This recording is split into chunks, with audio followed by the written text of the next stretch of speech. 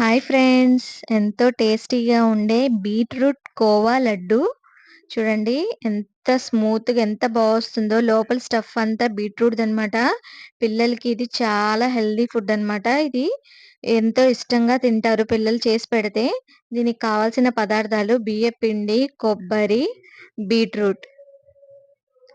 ముందుగా ఒక mixie jar తీసుకొని బీట్రూట్ ముక్కలన్నీ దాంట్లో వేసుకొని, దాంట్లో బెల్లము, యాలుక్కాయలు వేసుకోవాలి.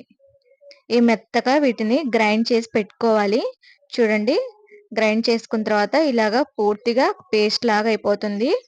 వీటిని మొత్తాన్ని మనం ఒక ప్యాన్‌లో తీసుకుందామనమాట మొత్తము. చూడండి ఎంత బావుందో.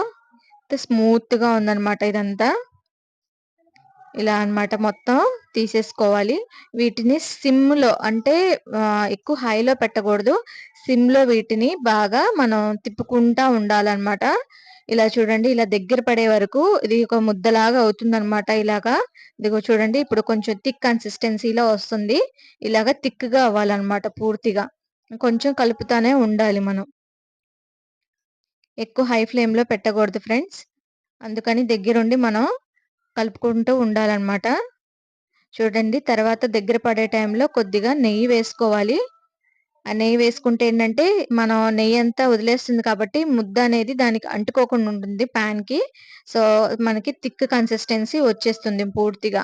సో, చూడండి ఇట్లాగా తర్వాత స్టవ్ ఆఫ్ చేసేసి పక్కన పెట్టేసుకోవాలి. చూడండి మొత్తాన్ని మనం ఇలా కలుపుకొని పక్కన పెట్టుకోవాలన్నమాట. చూడండి ఇట్లా గట్టిగా అయిపోతుంది. వాటిని లడ్డూలు చుట్టుకోవాలి. తర్వాత ఇంకో కడాయి తీసుకొని దాంట్లో బియ్యపు పిండిని మనం రోస్ట్ చేసుకోవాలి. మంచి స్మెల్ వచ్చే వరకు మనం వీటిని ఫ్రై చేసుకోవాలన్నమాట. ఆ బియ్యపు పిండి స్మెల్ అంతా పోయి మంచి కొంచెం స్మెల్ వచ్చే వరకు మనం ఫ్రై చేసుకోవాలి. ఇది కూడా సిమ్‌లో పెట్టుకొనే చేసుకోవాలి ఫ్రెండ్స్. లేకపోతే హైలో పెడితే మాడిపోతుంది. తర్వాత నెయ్యి వేసుకోవాలి. పావు కప్పు నెయ్యి వరకు పడుతుంది ఫ్రెండ్స్ దీంట్లో. నెయ్యి ఎక్కువే అవుతుంది. సో, అందుకని చెప్పేసి బియ్యపు పిండిలో నెయ్యి ఎక్కువేసుకొని కలుపుతా ఉండాలి. అప్పుడు చూడండి ఎంత బాగా మంచి టెక్స్చర్, ఎంత మంచి అరోమా వస్తుందో. చాలా బావుంటుంది. చూడండి ఇట్లాగా కలుపుకుంటూ ఉండాలి. తర్వాత ఇంకో మిక్సీ జార్ తీసుకొని దాంట్లో కొబ్బరి ముక్కలనమాట. కొబ్బరి ముక్కలు, బెల్లం వేసుకోవాలి. చూడండి యాలుక్కాయలు, బెల్లం వేసుకోవాలి. చూడండి ఇవన్నీ వేసుకొని మళ్ళీ ఇందాకట్లాగే మనం మిక్సీ పట్టుకోవాలి. చూడండి మెత్తగా ఇట్లాగా పేస్ట్ లాగా చేసుకోవాలనమాట కొబ్బరిది. తర్వాత పాన్‌లో వేసుకొని ఇవి బాగా కలుపుతా ఉండాలి. ఇది కూడా దీంట్లో ఉన్న పచ్చి వాసనంతా కొబ్బరిదంతా పోయిన తర్వాత ఇది కూడా థిక్ కన్సిస్టెన్సీ వస్తుంది.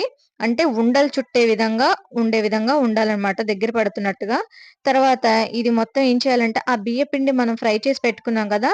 దాంట్లో ఈ కొబ్బరిది, బెల్లం మొత్తం దీంట్లో వేసేసి చపాతీ పిండి మాదిరిగా మనం కలుపుకోవాలనమాట. చూడండి ఇట్లాగా కలుపుకొని చిన్న చిన్న అప్పాల్లాగా చేసుకొని దాంట్లో ఈ బీట్రూట్ అయితే ఉంది కదా! లడ్డూలాగా చుట్టుకుంది.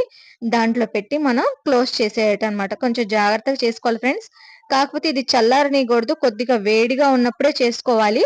వేడిగా ఉన్నప్పుడు లడ్లు బాగొస్తాయన్నమాట. సో, చూడండి ఇట్లా లడ్లు చుట్టుకోవాలి.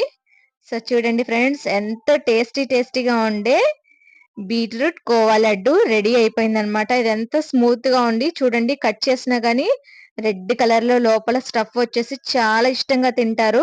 మీరు కూడా చేసి పెట్టండి మీ పిల్లలకి. ఎంతో హెల్తీ ఫుడ్ అనమాట. సో, మీకు నా వీడియో నచ్చితే గనక లైక్ చేయండి, షేర్ చేయండి. నా ఛానెల్‌ని సబ్స్క్రైబ్ చేసుకోండి. Thank you.